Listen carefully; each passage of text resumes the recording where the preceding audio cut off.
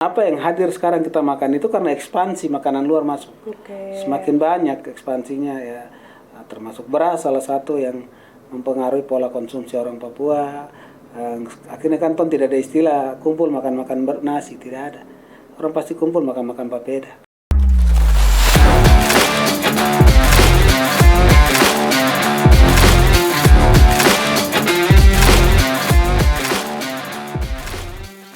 Halo pemirsa Jubi TV di mana saja Anda berada. Salam jumpa kembali bersama saya Yuliana dari studio Jubi TV di Jayapura. Hari ini kita kedatangan seseorang yang saya pikir sudah terkenal sebenarnya. Kalau kita bahasa sekarang tuh bilang selebriti Papua begitu. Karena dia sudah cukup melalang buana begitu dari Papua nasional sampai ke luar negeri. Nah, dia juga mendapatkan, saya pikir banyak sekali penghargaan. Salah satunya nih, dia baru menerima penghargaan dari Kementerian Pendidikan, Kebudayaan, Riset dan Teknologi Republik Indonesia. Baru kemarin aja tanggal 27 Oktober di Jakarta. Dan dia adalah seorang seniman sekaligus kita bilang penjaga gastronomi dari Papua, atau yang berkaitan dengan makanan-makanan rempah dari Papua. Kalau kamu dengar ini pasti kamu sudah tahu siapa dia. Biasa kita panggil Kakak Cato. Selamat datang Kakak Cato. Selamat datang. Nah, Kakak Cato ini nama panggilan ya. Iya. Jadi sebenarnya nama lengkapnya apa Kakak? Charles Toto. Charles Toto. Jadi Kakak Charles Toto ini pasti kamu yang biasa tahu, kamu tahu. Dia biasa sibuk atau selalu berkegiatan atau dikenal dengan makanan khas Papua. Jadi untuk penghargaan kemarin saya ingin kasih selamat buat Kakak Charles. Karena ini juga sudah bawa nama Papua ke nasional, dan juga kamu pasti sudah tahu sudah sampai ke luar negeri di mana-mana. Ya, mungkin Kakak bisa cerita dulu, selain yang kemarin sebentar kita akan cerita kenapa Kakak dia dapat penghargaan ini dari kementerian di Jakarta, tapi juga ada di luar negeri. Mungkin Kakak bisa mulai dengan penghargaan itu dulu. Iya, baik. Kebetulan juga saya salah satu yang terpilih dari 36 penerima anugerah penghargaan dari Kementerian Kemendikbudristek. Jadi memang saya juga tidak tahu, tapi apa yang saya kerjakan mungkin juga negara melihat, atau mungkin menjadi catatan-catatan dari beberapa media tentang pergerakan-pergerakan dari saya sebagai tukang masak atau sebagai bagian dari diplomasi pangan atau gastrodiplomasi. Jadi memang ini adalah penghargaan yang menurut saya harus didapat juga oleh anak-anak Papua lain dengan memperjuangkan apa yang menjadi hak kalian, dalam arti ya bukan hanya lewat makanan, mungkin lewat kegiatan-kegiatan lain, seniman, atau mungkin menjaga ruang-ruang budaya yang lain, sehingga perlu mendapatkan apresiasi dari pemerintah. Dan puji Tuhan di tahun 2023 dari beberapa yang penerima anugerah, dan banyak sekali yang diusulkan untuk menerima anugerah kebudayaan Indonesia. Dan kebetulan juga saya masuk di salah satu nominasi, dan dari 36 itu juga ada saya dapat dari sebagai penerima anugerah dari Pelestari. Oke, karena Kakak termasuk dalam kelompok orang yang melestarikan pangan lokal. Dan di situ yang saya dapat itu Pelestari rempah dan kuliner Papua. Di situ itu yang menjadi. Jadi rempah dan kuliner. Iya. Nah, ini dua hal yang berbeda ya. Mungkin sedikit Kakak bisa jelaskan rempah dan kuliner, kemudian bedanya antara rempah-rempah Nusantara atau makanan Nusantara dengan khususnya Papua. Jadi untuk rempah sendiri kan Papua sebenarnya sudah punya banyak rempah-rempah yang dihasilkan dari alam, dan itu bergantung pada budaya mereka, budaya masak, budaya makan, dan itu sudah berjalan lama. Salah satu contoh ya mungkin kita kadang bakar batu tuh kadang terlupa. Kalau bakar batu tuh ada satu daun yang dia kayak daun sirih. Oke, ya sip. Daun itu kalau san dari Wamena, kita dari atas tuh bilang tuh libongga, Iya. daun libongga. Jadi kalau yang dari atas pasti tahu libongga atau ada istilah yang lain tapi itu yang paling saya tahu. Iya, itu Oke. rempah. Dan itu masuk Itu dalam kategori rempah. Kalau Oke. rempah Jadi dari kakak daun. juga menggunakan daun libongga ini atau daun tadi hampir mirip dengan daun sirih itu. Iya, itu yang menjadi catatan karena memang Papua punya rempah banyak juga. Selain Oke. daun limbongga ada daun wololas atau daun bahasa ketemu bahasa dari orang udah biasa bilang daun yanorakwa atau bahasa Moy bilang wololas itu juga Mirip daun-daun dengan itu tadi. Iya, tapi dia bentuknya dia hanya tumbuh di daerah pesisir. Iya. Oke, berarti kita yang di wilayah atas tuh daun libongga Daun limbongga tadi. itu sebagai Atau biasa aromatik. daerah apa bahasa kerennya rumah tuh daun salam Papua. Iya, salam Papua. Daun salam Papua. Dan itu menjadi aromatik makanan tadi. Jadi ketika Oke, jadi ciri iya, bakar batu bau habis yang taruh khas. daging di atas itu dia bau keluar, dan itu yang membuat saya bangga mencerita rempah tadi. Oke, iya sob mama dong biasa taruh itu di sambal atau di dalam sayuran kalau bakar batu tuh. Tapi tidak hanya bakar batu, sebenarnya memasak di rumah juga Iya, bisa. Bisa toh kita pakai daun itu. Jadi itu bau sangat khas. Wah, jadi itu masuk dalam jenis rempah yang Jadi juga diikut iya, dilestarikan itu begitu. yang selama ini saya kerjakan tuh. Oke. Kerjakan, mengumpul, cerita lewat podcast, bercerita lewat media-media lain, dan hari ini juga kami diskusi di JUBI-TV juga. Sangat rasa penting. Nanti habis ini kakak mesti kasih tahu kita, atau selain libongga tadi kalau dalam bahasa kami dari daerah pegunungan, dari daerah pesisir apa lagi. Dan saya pikir Jubi perlu punya daftar seperti itu dari apa yang menggunakan bahasa daerah. Bahasa daerah, gitu. ya. Untuk kita bisa Itu menjadi bagian informasikan informasi yang kita bisa turunkan ke generasi-generasi berikut bahwa kamu bangga dengan apa yang punya kamu. untuk mencintai Iya, makanan. mencintai kekasih. Betul. Oke. Selain daun-daun itu, ada rempah lain lagi yang kakak pikir apa yang mungkin kita lupa begitu, padahal ada di sekitar Iya, selain kita. daun-daun ada jenis-jenis kulit kayu macam mereka di Sorong Selatan dan sampai di daerah Kabupaten Sorong itu mereka ada daun kulit kayu. Kulit kayu tapi kulit bawang. Kulit Dia sama dengan kayu? bawang putih, tapi itu yang dipakai jadi bumbu. Oke. Biasanya dalam masakan seperti apa? Itu khusus masakan masyarakat di Moi sana, suku Moi di Buat Sorong sana. daging-daging atau Daging ya, sayur. biasa dipakai di daging untuk sayuran dan aromanya sama. Dan itu yang perlu harus adik-adik yang mungkin di food teknologi dorang atau mungkin dorang yang di gizi, dorang perlu buat riset untuk jenis rempah-rempah ini dan apa kandungan-kandungan di dalam, karena nenek moyang suka tinggal ketong saja yang modern ini. Kita mau tahu kan tidak? Iya. Tahu mau kenal dan tahu tidak, Iya. kemudian menggunakan itu. Dan ada juga dorang juga ada kulit kayu juga untuk bikin teh. Oke. Iya, itu juga beda. Tapi kan saya lihat Papua juga banyak bumbu-bumbu termasuk kulit-kulit kayu yang dipakai. Ada yang dipakai sebagai bahan untuk memasak, media masak. Macam orang di Sorong masak itu pakai kulit kayu, isi semua daging babi apa di dalam kulit kayu. Nah, itu juga metode-metode masak. Kalau kita di sini ada 3 atau teman-teman di gunung yang ke dalam tanah, gali tanah. Iya, atau gali tanah yang dulu, di selatan baru, di atas tanah. Terus yang di utara nih karena bikin batu menggundul kayak barapen, begitu. Jadi memang keren kalau toh belajar lokal ini. Iya betul, keren sekali sebenarnya setelah cerita-cerita begini ya. Jadi kita punya apa? Mungkin metode masaknya itu sama-sama menggunakan batu panas batu panas untuk dapatkan uap panas Iya, gitu. media masaknya Tapi, dari batu ya. Betul.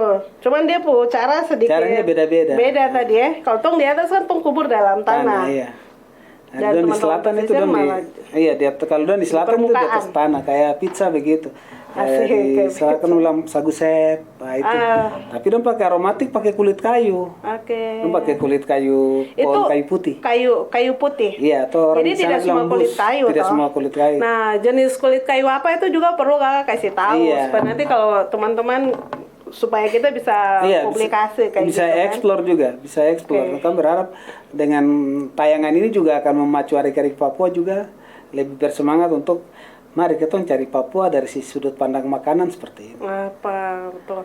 Aduh, menarik sekali Kak. Cuman saya kemudian jadi penasaran juga dari barang-barang yang tadi kakak sebut, ini kakak jumpai di mana? Apakah kita bisa dapatkan itu di pasar-pasar macam Kutong di Jayapura bisa dapat di pasar Yotefa kah? Atau mama-mama dong di Expo? Atau di toko-toko? Atau bagaimana cara mendapatkan itu? Memang ini menjadi tantangan sih, kendala kami juga untuk bagaimana mendorong kelokalan itu punya tempat di ruang-ruang publik, dalam hal ini di pasar ataupun di mall. Dan ini yang menjadi catatan, dan kami berharap juga pemerintah melihat hal ini. Memang kita sibuk membangun infrastruktur dan lain-lain termasuk manusia, tapi hal-hal ini jangan dilupakan. Jadi itu yang pesan saya juga penting untuk mendapatkan ini. Juga ada beberapa adik-adik juga sudah memulai usaha dengan memperkenalkan itu, dan menurut saya ini keren lah mereka bagaimana memperkenalkan ingredient Papua atau bumbu-bumbu atau Papua yang perlu teman-teman di luar Papua juga tahu bahwa orang ada di tanah ini juga. Tanah ini siapkan apa yang kita butuhkan untuk makan-makan hari-hari dalam kehidupan kita. Oke, terima kasih Kakak. Dan saya pikir kalau kita bicara ingredient atau rempah bumbu dari tanah Papua, Papua nih sekarang kan kita tahu luas sekali toh. Kalau kita bicara dari pembagian wilayah adat itu, kita ada 7 wilayah adat. Dan ya ada daerah pesisir, daerah pegunungan, pedalaman, lembah seperti itu. Dan mungkin masing-masing daerah punya ingredientnya sendiri-sendiri begitu yang tidak ada di daerah lain. Dari pengalaman Kakak ini juga kaitannya dengan penghargaan yang tadi dikasih. Orang kasih penghargaan bukan baru 1-2 tahun tentunya ya, pasti sudah lama. Saya minta mungkin Kakak bisa ceritakan sudah sejak kapan sebenarnya Kakak berkecimpung di dunia ini dan dalam rangka melestarikan pangan lokal atau juga rempah lokal, tapi juga menyebutkan dari daerah Papua mana saja yang sudah Kakak temukan begitu, yang kemudian bisa dibagi buat kita untuk tahu. Iya, untuk memulai kegiatan ini juga memang waktunya juga cukup lama, dan saya juga selesai di sekolah yang dulu sebenarnya menurut orang itu sekolah khusus perempuan. Apa tuh? Iya, jadi dulu tuh masuk di sekarang jadi SMK 1. Dulu kan masih SMKK. SMKK. Sekolah Menengah Kesejahteraan Keluarga. Jadi yang sekolah di situ keluarga sejahtera. Saya yakin Kakak keluarga sekarang sejahtera. Jangan-jangan Kakak masuk terus. Tapi itu arti lain juga. Arti lain versi teman-teman dari sekolah-sekolah yang dekat-dekat orang itu dong kasih beda lagi karena perempuan banyak. Jadi sekolah itu juga bikin di SMKK tuh sekolah masuk keluar kawin, banyak juga kawin. Termasuk salah satu mungkin semoga Ibu Enembe lagi nonton kok juga dari situ. Jadi memang sekolah itu dulu kan dikhususkan untuk perempuan-perempuan. Di situ kan mereka belajar tentang masak, jahit menjahit, nganyam dan lain-lain. Memang itu dikhususkan untuk perempuan. Ada seperti sekolah gadis dulu di Genyem juga ada. Dulu banyak orang tua yang sekolahnya ke Genyem. Jadi mama saya juga memang berasal dari sekolah-sekolah itu, sekolah-sekolah kejuruan. Jadi saya pikir itu juga yang mungkin mempengaruhi jiwa saya yang laki-laki ini turun ke belakang karena melihat apa yang dilakukan. Jadi memang tamat tahun 97 sudah 96. Tamat dari SMK tadi. Baru mulai daftar kerja, tapi pas ada peluang kerja waktu itu di Hotel Sentani, jadi sudah kini mulai kerja di situ sebagai bagian dari tim di dapur, tapi ya mengurus mesin-mesin khususnya cuci piring karena toh kalau kerja di hotel-hotel yang besar itu sudah tidak manual lagi, sudah sutra cuci kayak gitu di rumah pakai tangguh piring gelas masukkan di mesin tindih saja, di mesin aja toh langsung jadi, kasih jalan barang jadi. Jadi di tahun itu di salah satu hotel besar sebenarnya di kabupaten kota dan kabupaten Jayapura dulu masih satu, belum ada pisah dulu. Dan saya pikir waktu itu hotel itu yang besar di Papua, salah satu yang paling besar. Dan waktu itu juga dengan hadirnya hotel besar jadi banyak sekali turis yang berkunjung ke pedalaman. Pedalaman dalam hal ini melakukan tur-tur di Wamena, di Lembah Baliem, di mana-mana pokoknya yang daerah. Tapi mereka transit dulu transitnya di Jayapura, nginapnya di situ. Jadi itu yang membuat saya tergerak. Oh, kenapa orang-orang ini dong datang banyak ini? Pace-pace rambut putih orang ini dong banyak baru datang ke sana bawa tas besar-besar terus dong pergi masuk tur pulang lagi dengan celana sepatu kotor-kotor taruh di situ. Nah, itu juga menjadi bagian dari tantangan yang saya ingin tahu tuh. Dong pergi dong makan apa? Nah, itu ya. Jadi sudah ada rasa penasaran dan ingin tahu begitu soal makan. Dari situlah yang membuat saya ini coba saya sekali-sekali mudah-mudahan bisa dapat kegiatan yang bersamaan dengan mereka, dalam arti ikut bisa dalam mendampingi dalam tim perjalanan mereka. itu. Iya. Berarti itu akhirnya yang membuat kakak kemudian memutuskan untuk resign dari Iya, hotel. dari hotel dan keluar juga dari situ juga yang membuat saya sebagai orang kenal sebagai jungle chef atau Terestoto tukang masak di hutan, ya begitu begitulah. Jadi itu yang Oke. membesarkan saya sebenarnya. Jadi apa kalau mau bilang kakak juga guide begitu sebenarnya bisa dibilang guide ya? Iya, masuk Ikut dalam bersama tim guide, tapi yang bertanggung yang jawab bertanggung untuk jawab mengurus makanan buat para tamu-tamu yang itu. berkunjung. Oke. Dan itu biasanya ke daerah-daerah seperti apa saja itu? Kemudian bagaimana cara kakak bisa mengenal rempah atau makanan tradisional dari daerah-daerah itu? Memang awalnya sih pekerjaan hanya menyiapkan makan mereka sesuai dengan standar makanan yang mereka makan setiap pagi itu harus apa-apa, nanti makan siang apa, begitu makan malam apa. Macam dong kalau dari Eropa kak, itu kan pagi dong Iya. berharap ada kayak mungkin cheese, keju Iya, atau kalau tetap sudah kita ke memenuhi pedalaman standar bagaimana? itu. Memang kita tetap memenuhi oke. standar mereka. Pagi siapkan roti, telur atau apa, keju-keju, selai, aneka selai itu kita siapkan. Itu tuh bawa dari kota. Tetap kita bawa. Tapi dari situ juga akan membuat saya banyak belajar. Dulu kita bawa kaleng-kalengan dalam jumlah besar ke hutan, akhirnya terpikir untuk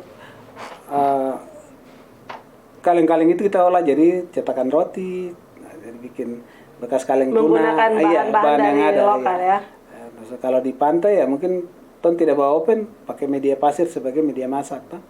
Jadi macam ketan tumpuk kayu bakar, kayu sudah panas baru bikin adonan roti, tutup dengan plastik aluminium foil, kasih masuk, tutup di dalam pasir, nanti dia masak sendiri kayak jadi bakar pasir. Iya, mempelajari hal-hal yang ini bakar pasir. mempelajari hal-hal yang ada di alam. Nah, itu sambil mulai tahun 2008 udah terpikir untuk mulai kumpul-kumpul data ini. Kalau kita di atas kita mengkombinasikan makanan lokal dengan cita rasa mereka, dalam arti tetap kita masih pakai keju apa, tapi kita dorong sagu ke dalam atau daun keladi ke dalam, tapi macam keladi tumbuk apa, tapi isinya dalam ada keju, ada daging gitu. Jadi mendorong mereka bahwa yang kamu kenal luar kentang atau mashed potato, sini juga ada taruh mashed taro, taruh apa kentang keladi tumbuk. Keladi tumbuk. Ya, keladi tumbuk dicampur sama kelapa iya, parut kelapa, atau kayak isinya gitu. dalam dengan daging atau daging. apa, ya, begitu. Wah, jadi ya, oke. Dan banyak hal yang kakak dapat. Iya. Itu biasanya dari daerah pedalaman. Iya, paling banyak Tadi bumbu kakak juga kita menyebut dapat di daerah pegunungan ya. Daerah pegunungan Ya, yang paling banyak. dulu pernah tur panjang itu 2098 ya. 98 itu tur dari Wolo, Iluga, Kombakma, Paspalei. Itu kakak bilang cerita ini di tahun berapa? 90-an? Iya. Artinya tahun itu tuh jalan aspal Tidak ada seperti belum sekarang. ada kabupaten sekarang. Berarti itu jalan kaki. Jalan kaki 10 hari. Aduh. Lewat Ya, piramid oke. turun sampai masuk di Paspalei. Dan sekarang saya cukup dengan mobil dan tidak sampai berhari-hari, cuma berapa jam aja sampai dari Wamena Kota naik Strada saja toh. Bahkan mobil biasa juga sudah bagus sekali jalan aspal begitu. Tapi saat itu kakak dong harus berhari-hari nih. Iya, dan itu yang menjadi nilai jual kita untuk tamu-tamu asing toh. Ya, kita datang ini sudah budaya kita, alam kita yang begini, yang kamu menikmati seperti itu, dan mereka senang untuk menikmati, dan itu yang membuat mereka mau datang terus. Oke. Ini artinya kan kakak juga harus kenal dengan orang-orang di daerah-daerah yang tempat kakak datang. Berarti juga ikut melihat bagaimana proses mereka memasak menggunakan apa rempah atau bumbu asli apa begitu itu ya. yang mereka pakai dan selain melakukan tur itu juga kita kan belajar juga. Ternyata masyarakat gunung ini pakai ini. Masyarakat nanti juga kita lihat bagaimana budaya-budaya lain. Macam kita jalan dulu paling banyak porter itu anak Wamena Barat. Nah, dorang pintar, dorang juga bagian dari entertain. Kenapa? Karena setiap tur itu kita jalan kan tamu ada waktu jeda, duduk istirahat sambil mungkin makan siang kah, atau ada lasbok, dorang tong bagi-bagi, dorang duduk menyanyi. Menyanyi. Jadi tamu yang tadi dalam kondisi yang sudah capek, kita orang bikin ada yang dari apa kayak ukulele kah apa kayak ada yang bikin dari kayu, ada yang dari apa bekas-bekas sabun. Nah itu mereka bikin dan keren karena satu mereka alam mendukung mereka dengan suasana ketika bernyanyi itu jadi punya nilai tersendiri untuk tamu-tamu yang melakukan tur itu. Dan lo tidak bisa dapatkan ini di Tidak Eropa. di tempat lain. Oke. Jadi menarik sekali dari yang kakak cerita ini bisa jalan berhari-hari bersama kelompok. Tapi pernah tidak dapat komplain atau komplain misalnya dari tamu saat kakak menyajikan makanan yang sudah dipadu-padukan kayak tadi menggunakan makanan mereka tapi juga ada rempah lokal. Iya. Kalau untuk rempah sih kita kan buat cerita atau bikin cerita untuk makanan itu sendiri sehingga orang juga akan paham. Tapi kalau untuk komplain itu juga beberapa kali sih ada pernah kejadian kita masak tamu makan tapi bisa sampai 2 orang bisa sakit perut apa berarti itu ada yang salah. Itu ada yang salah. Nah itu waktu itu kejadian di Korowai sana. Tamu sampai 2 orang buang-buang air berarti kitanya yang kurang bersih dalam menyiapkan atau menyajikan makanan. Dan itu dikomplain dan itu yang membuat kita semakin belajar untuk merubah diri bahwa apa yang kita lakukan awal tidak perlu terulang lagi. Jadi ya pengalaman itu itu guru bagi kita ya, guru untuk kakak kemudian di setiap waktu semakin hari bisa merubah diri dan semakin banyak belajar hal-hal selain yang dapat dari luar juga belajar hal-hal yang kita dapat dari lokal tadi. Oke, menarik. Tapi tamunya tidak kapok toh? Atau dia masih pernah tanya lagi? Malah mereka kembali. Sekarang yang tamu-tamu dulu kalau kembali melakukan tur, don tanya kita mereka langsung sudah pengaruh resepnya ini. Juru masaknya ini langsung jadi mau tidak mau walaupun orang sudah kenal dan bilang mau selebriti apa tapi pekerjaan itu yang membesarkan saya tetap saya akan mendampingi mereka karena sampai kapanpun dari situlah saya menjadi seperti ini sekarang. Luar biasa kakak. Terima kasih. Oke, saya pikir sekarang saya ingin bertanya dengan situasi kita hari ini di era digital hari ini yang semuanya saya pikir serba gampang ya, semuanya tuh kita tinggal punya HP saja, internet tentu saja harus punya dan kita bisa memesan semuanya secara online, makanan atau apa saja. Nah sekarang ini kan lu biasa misalnya layanan, saya tidak menyebut nama produk atau apa, tapi bisa dipesan layanan secara makanan, online. Nah bagaimana upaya atau bagaimana kakak melihat ini nih? Apakah ini punya tantangan tersendiri buat kakak untuk kemudian mendorong melakukan kerja-kerja lebih lagi untuk melestarikan makanan seperti ini untuk masuk? Karena jujur kalau kita lihat di online itu kan kebanyakan ya makanan Nusantara kalau kita bilang yang sudah umum. Tapi misalnya tadi makanan yang kemudian punya cita rasa tersendiri khas Papua. Karena biasanya teman-teman kerja yang datang dari Jakarta misalnya atau dari luar Papua selalu bertanya, mau dong makan makanan asli, makanan sini. Yang paling sering kita tawari papeda dengan ikan kuah kuning atau ikan kuah bening. Tapi kita bahkan yang tinggal di sini juga mungkin belum semua tahu tentang ada makanan lain yang sebenarnya kita perlu lestarikan begitu. Saya pikir untuk resep sendiri Papua kaya akan resep-resep tradisional. Contoh macam orang di Sentani kenal ada namanya ikan kuah hitam atau kaya behele. Atau orang di Teluk ada namanya norhosori dari bianor yang isinya dalam bia sendiri dengan kelapa dan sagu.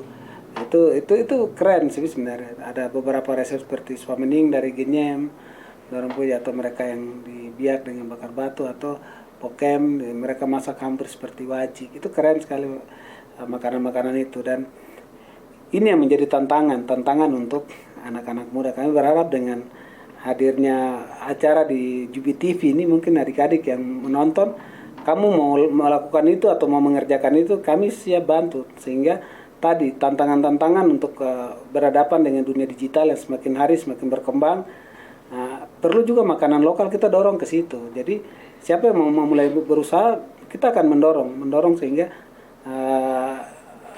kita tidak kalah dalam bersaing di bidang kuliner atau gastrodiplomasi dan di situ juga akan mendorong identitas diri kita ada di situ karena makanan identitas kepapuaannya itu. Iya, makanan melambangkan diri. Saya kasih contoh saja orang makan tom yum orang ingat Thailand, orang makan pizza ingat Italia. Jadi itu. Bahkan di Papua juga di restoran ada tuh. Dan itu yang perlu kita dorong, dan ini tantangan untuk saya sendiri sebagai expert di bidang masak, khususnya makanan-makanan tradisional, dan mendorong anak-anak muda yang sekarang lagi berkembang dengan banyak kedai-kedai kopi, warung-warung kopi.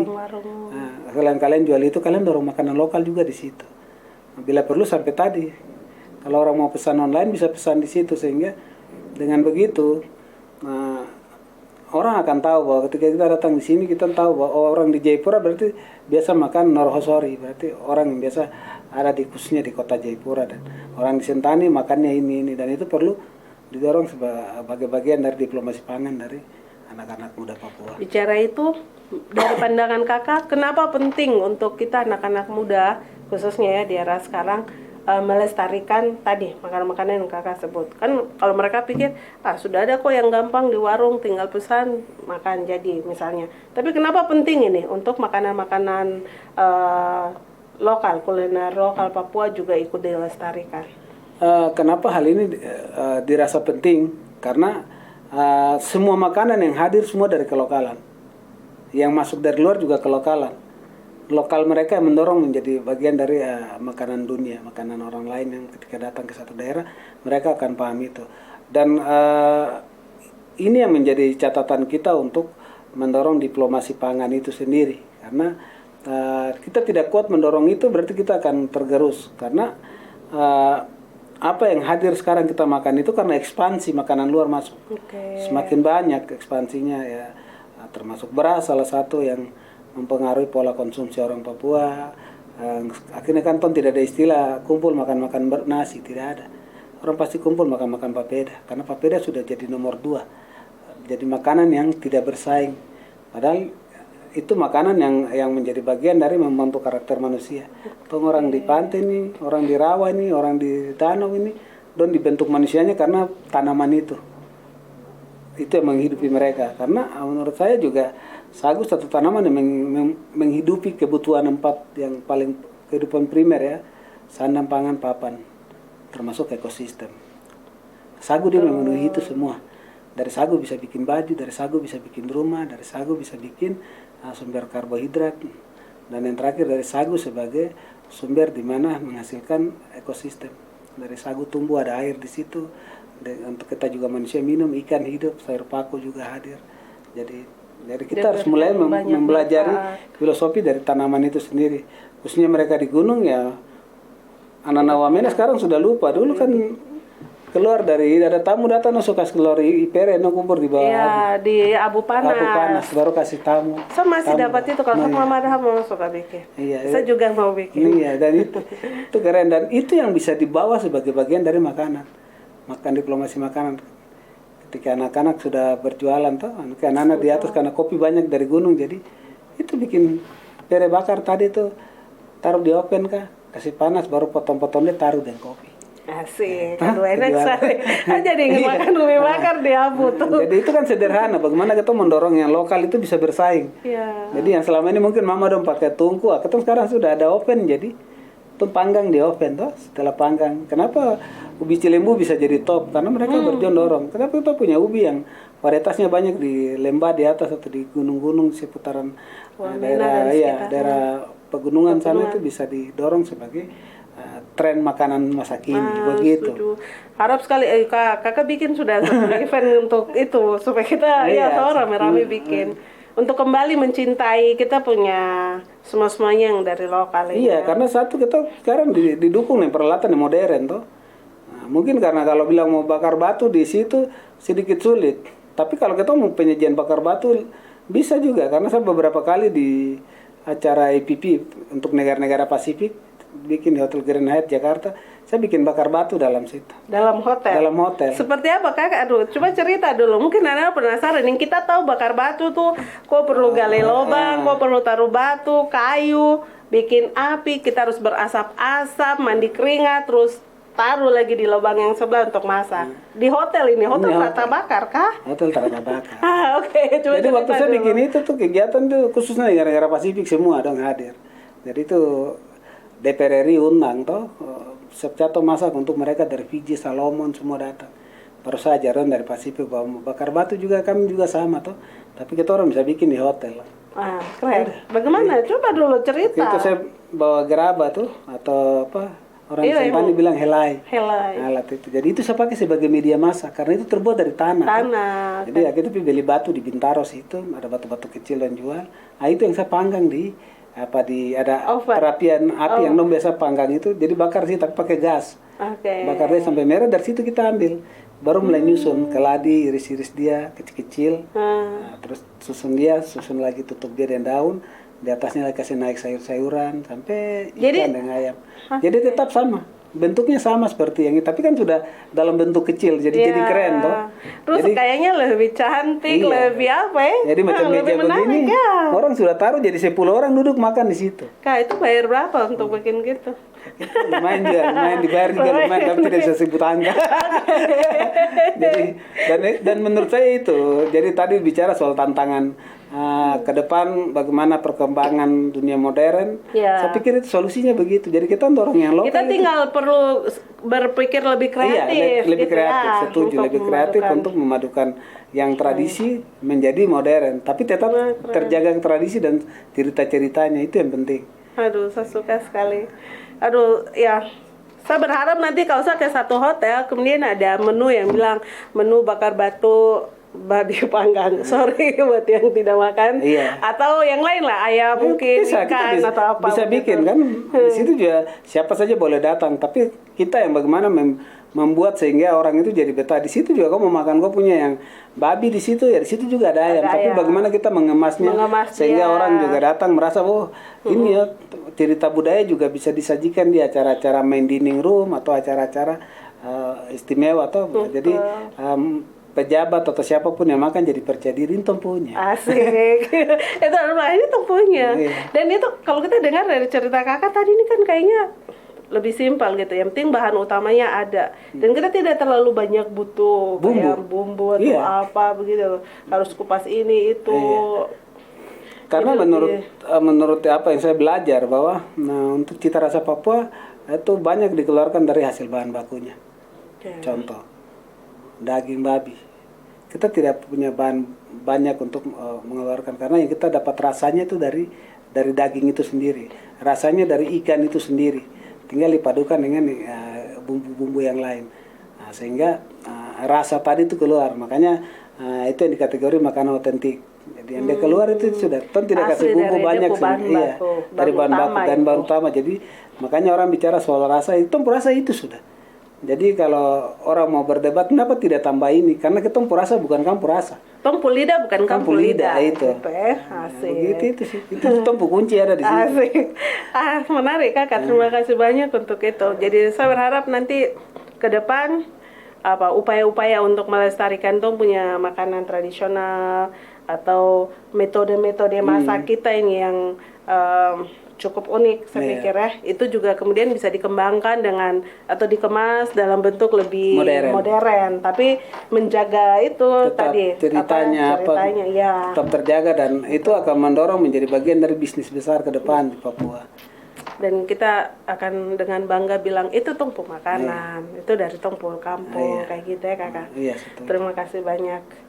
Saya pikir untuk menutup kita punya obrol kali ini, mungkin saya minta Kakak memberikan satu seperti closing statement. Biasa dong bilang begitu untuk kaitannya dengan menjaga kita tetap menjadi duta-duta makanan Papua dan bisa terjaga terus sampai ke depan dengan rasa bangga itu. Iya, saya juga tambahkan sedikit dari pesan tadi bahwa kita sendiri Papua Janggal saya pemoto hutan adalah pasar bagi orang Papua berbelanja tanpa mengeluarkan uang. Jadi ingat, kau jaga hutan, jaga harga diri. Kau jaga hutan, kau jaga apa yang menjadi bagian dari warisan untuk anak cucumu ke depan. Terima kasih banyak, pesan yang luar biasa buat kita. Dengan demikian teman-teman pemirsa Jubi TV, kita punya diskusi sore ini dengan obrol-obrol santai dengan Kakak Chef Chato. Selesai dan berharap pesan-pesan tadi bisa diterima jadi lebih bermanfaat buat kita.